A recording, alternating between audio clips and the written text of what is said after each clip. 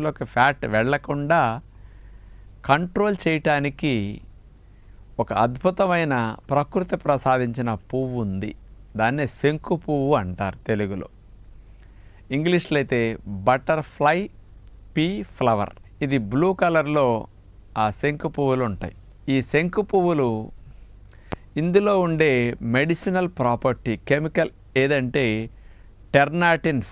ఈ టెర్నాటిన్స్ అనేవి మన లివర్లోకి వెళ్ళాక లివర్లో ఫ్యాట్ సింథసిస్ని అంటే ఫ్యాటీ యాసిడ్ సింథసిస్ని అట్లాగే కొలెస్ట్రాల్ సింథసిస్ని అరికట్టడం జరుగుతుందట. దాన్ని నిరోధిస్తున్నది. దాని ద్వారా ఫ్యాట్ సింథసిస్ జరగకపోతే, కొలెస్ట్రాల్ సింథసిస్ జరగకపోతే ఇవి పెరగటానికి అవకాశం ఉండదు.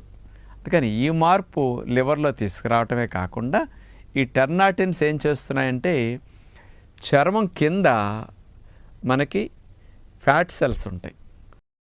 కానీ దాన్ని ఇంకొక రూపంలో పంపించటం వల్ల ఒబిసిటీ కంట్రోల్ చేయడానికి, ఫ్యాట్ సెల్స్లోకి ఫ్యాట్ ఎంటర్ కాకుండా చేయడానికి ఈ టెర్నాటిన్స్ అద్భుతంగా ఉపయోగపడుతున్నాయని సైంటిఫిక్గా నిరూపించి శంకు పువ్వుని తీసుకోవటం వల్ల అసలు ఇంకేమేం ఫలితాలు వస్తాయి. ఎక్కువగా క్యాన్సర్స్ కానీ, హార్ట్ కంప్లైంట్స్ కానీ ఇట్లాంటి ఎక్కువ మరణాల్లో కారణం అవుతున్నాయి కదా.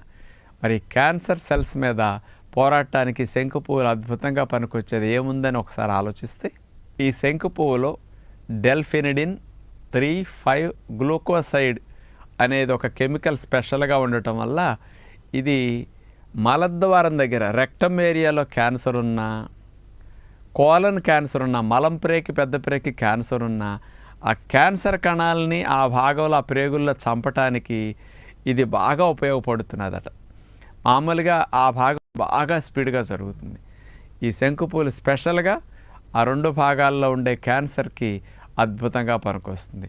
ఈ రకమైన పరిశోధన చేసిన వారు 2019లో యూనివర్సిటీ ఆఫ్ ఇలినాయిస్ USA వారు. క్యాన్సర్ గురించి ఇంకొక బెనిఫిట్ ఇందులో ఉంది.